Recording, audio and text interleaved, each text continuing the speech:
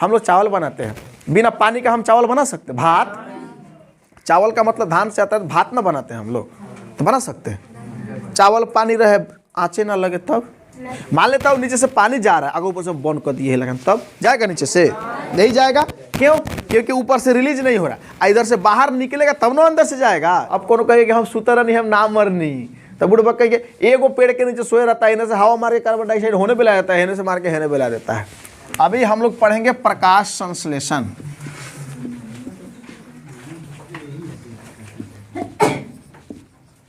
प्रकाश संश्लेषण, देखिए प्रकाश संश्लेषण, जितने भी स्वपोषी जीव होता है, यानी जितने भी हरे पेड़ पौधे होते हैं, वो अपना खाना स्वयं तैयार करते हैं, और वो जिस प्रक्रिया द्वारा खाना को तैयार करते हैं ना, वो प्रक्रिया प्रकाश संश्लेषण कहलाता है। जैसे देखो, हरे पेड़ पौधे अपना खाना खुद कैसे तैयार करता है? प्रकाश संश्लेषण। जैसे हम लोग खाना तैयार नहीं करते हैं, हम लोग खाना डायरेक्ट कहीं से लेते हैं।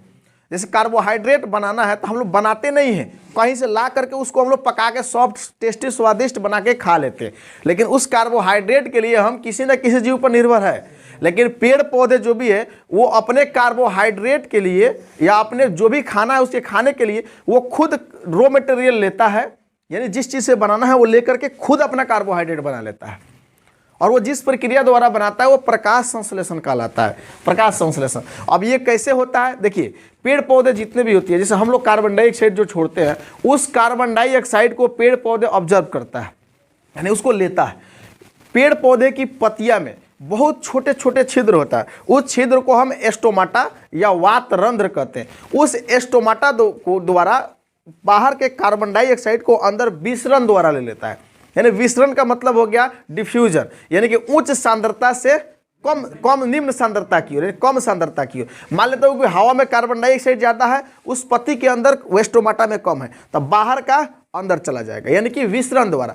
जैसे एक भीगा हुआ रुई है, एक सूखा हुआ रुई है, दोनों को आपस में सटा देंगे तो सूखा वाला भी धीरे धीरे भीग जाएगा।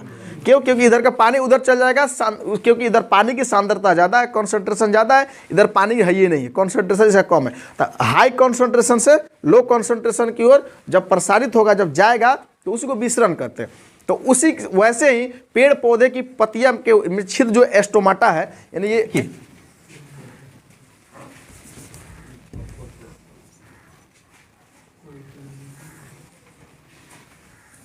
इस तरह से एस्टोमाटा का छिद्र होता है, बहुत छोटा होता है।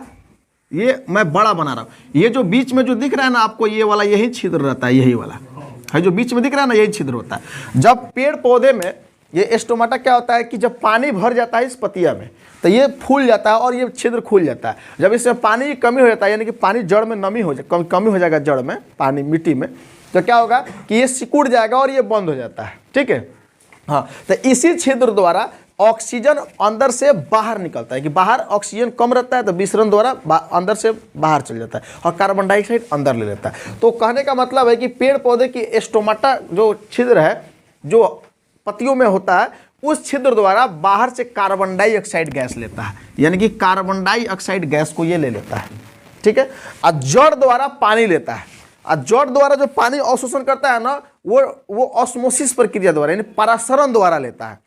परासरण एक विसरण का ही रूप है, जिससे एक बोला जाता है एक झिल्ली द्वारा, एक अर्धपरागम झिल्ली या चयनात्मक झिल्ली द्वारा क्या होता है कि उससे पानी उच्च सांद्रता से निम्न सांद्रता की ओर जाता है, तो उसको परासरण कहते हैं। तब यानी कि ऑस्मोसिस, परासरण द्वारा क्या होता है, जड़ से पानी को लेता है। याद रखिएगा, कार्बन डाइऑक्साइड और ऑक्सीजन का परिवहन एस्टोमाटा द्वारा विसरण द्वारा होता है, और जड़ द्वारा जो होता है वो परासरण द्वारा होता है। ठीक है, ऑब्जेक्टिव में कभी कभी पूछता है, तो कार्बन डाइऑक्साइड लेगा और जड़ से पानी ले लेगा, H2O। ठीक है, पानी ले लेगा, लेकिन अब इसको आपस में रिएक्शन करेगा। इसका मतलब ये नहीं कि हम क्या किए कि पानी या कार्बन डाइऑक्साइड आपस में मिला देंगे तो हो जाएगा। कैटलिस्ट भी इसमें काम करता है।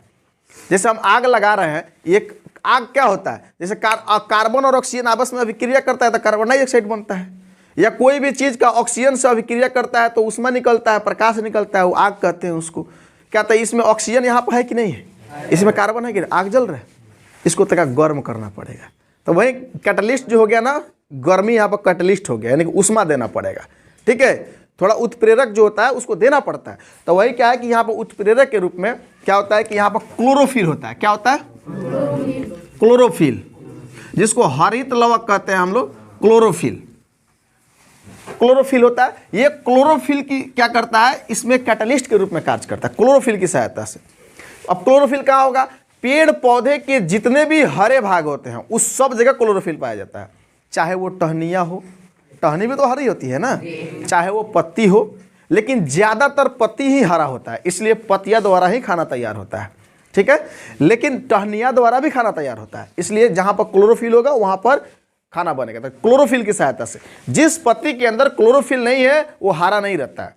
जैसे पीला पत्ता आप लोग देखते हैं को, क्लोरोफिल नहीं रहता, उसमें क्रोमोप्लास्ट हो जाता है। ठीक है, कुछ चित्तीदार पत्ता होता है, आरी हरी और बीच में लाल हो जाता है ना। कुछ फूल सजावटी पौधा देखते हैं कि क्रोटन, कोलियस वगैरह वगैरह, ये सब का पेड़ का जो पत्ती होता है ना, वो क्या होता है कि चित्तीदार होता है, यानी बीच बीच में कहीं पीला रहेगा, कहीं लाल रहेगा, कहीं उजला रहेगा।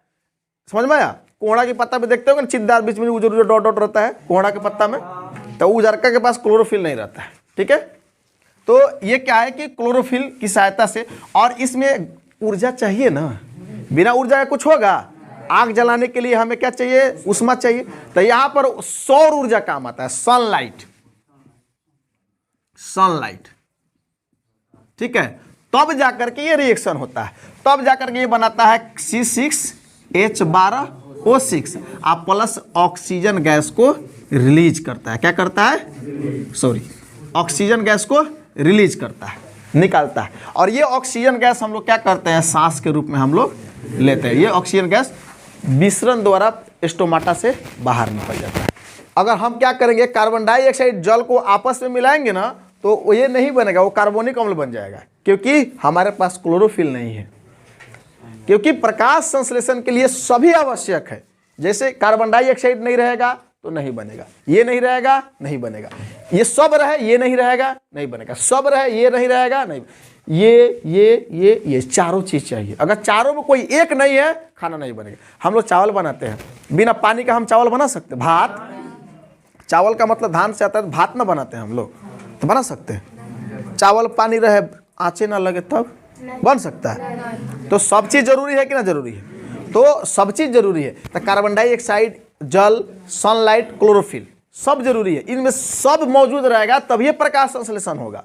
तो इसको कैसे बोलते हैं? जब पेड़ पौधे वायुमंडल से कार्बन डाइऑक्साइड, जड़ से जल और खनिज लवण लेकर क्लोरोफिल की सहायता से सूर्य के प्रकाश की उपस्थिति में अपना खाना तैयार करता है, तो ये प्रक्रिया क्या कहलाता है? प्रकाश संश्लेषण कहलाता है। इसमें थोड़ा सा और भी बनता है, यानी कि जलवाष्प बनता है। क्या बनता है? जलवाष्प, यानी कि वाष्पोत्सर्जन प्रक्रिया भी थोड़ा सा इसमें हो जाता है। तो इसको बैलेंस अगर करते हैं तो यहाँ पर 6, 12 और यहाँ पर हो जाएगा आपका 6 और यहाँ पर भी 6, ये बैलेंस हो जाएगा। बैलेंस हो गया।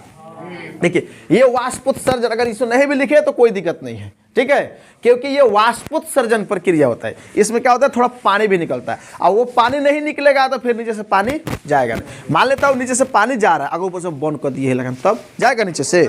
नहीं जाएगा। क्यों? क्योंकि ऊपर से रिलीज नहीं हो रहा, इधर से बाहर निकलेगा तब ना अंदर से जाएगा नीचे से। तो वही वाष्पोत्सर्जन द्वारा थोड़ा पानी जाता है, ठीक है। इसको नहीं भी लिखेंगे कोई दिक्कत नहीं है।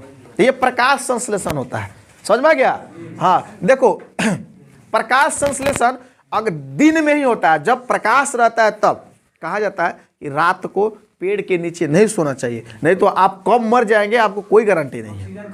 क्यों? क्योंकि देखो, जब सूर्य का प्रकाश रहता है तभी ये प्रक्रिया होता है। 1, 2, 3, 4 चार चीज है ना, इस चारों में से कोई एक हटा लो, प्रकाश संश्लेषण नहीं होगा, ठीक है। तो इन चारों में से एक सनलाइट रात को हट जाता है। अब हट जाएगा तो ये ऑक्सीजन निकालेगा, यही ना ऑक्सीजन वो छोड़ता है तो हम लेते हैं, फिर हम कार्बन डाइऑक्साइड छोड़ते हैं, ये कार्बन डाइऑक्साइड भोजन में लेता है। सब एक दूसरे का बैलेंस बना है, समझ में आ गया? एक दूसरे का बिना कोई नहीं, उसके बिना हम ना, हमारे बिना वो ना।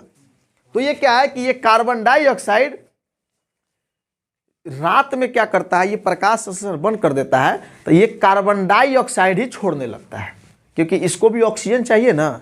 तो ये जो ऑक्सीजन बनाता है ना, तो इसी ऑक्सीजन से अपना कुछ ले भी लेता है, ठीक है, समझ में आया। और जब प्रकाश संश्लेषण नहीं होगा तो ऑक्सीजन नहीं बनेगा, तो क्या करेगा कि उस ऑक्सीजन क्या करेगा कि बाहर से ही लेने लगता है, वायुमंडल से लेगा ऑक्सीजन और कार्बन डाइऑक्साइड छोड़ता है। तो कार्बन डाइऑक्साइड महकने वाला गैस नहीं है और ये भारी गैस होती है, नीचे आ जाती है। आप नीचे सोए हैं, सोते सोते सांस ले रहे हैं, आपको महकबो नहीं करेगा और शरीर में ऑक्सीजन की कमी होते होते आप बेहोश हो जाइएगा, बेहोश होते होते मर जाइएगा। तो इसलिए पेड़ के नीचे रात को नहीं सोना चाहिए। अब कौन कहे कि हम सुतर नहीं, हम ना मरनी, तो बुढ़बा कहिए एगो पेड़ के नीचे सोए रहता है, इन्हें से हवा मार के कार्बन डाइऑक्साइड होने पे ला देता है, इन्हें से मार के हेने पे ला देता है, समझ में आया। लेकिन अगर खूब घना बांसवारी हो, रात में जब बांस में सूते रात भर रखवारी करे, बांस के रखवारी करे। अगर बांस में जाइएगा सोने या किसी घना जंगल में चले जाइएगा सोने, तो आपको रात में गर्मी भी लगेगा, क्योंकि कार्बन डाइऑक्साइड गर्मी देता है, ग्रीन हाउस गैसेस है, ये गर्मी देता है और प्लस में आपका मौत फिक्स हो जाएगा, ठीक है।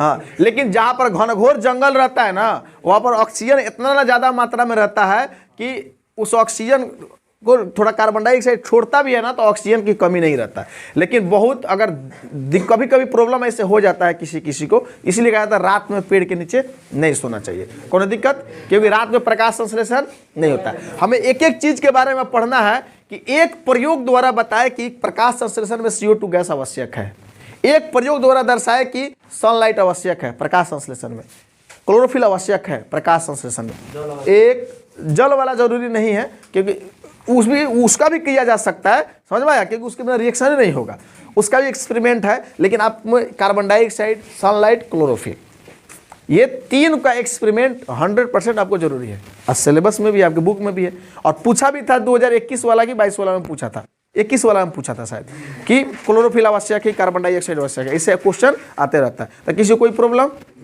बोलिए तो लिखाया जाए। सब प्रश्न लिखिए, प्रकाश संश्लेषण क्या है।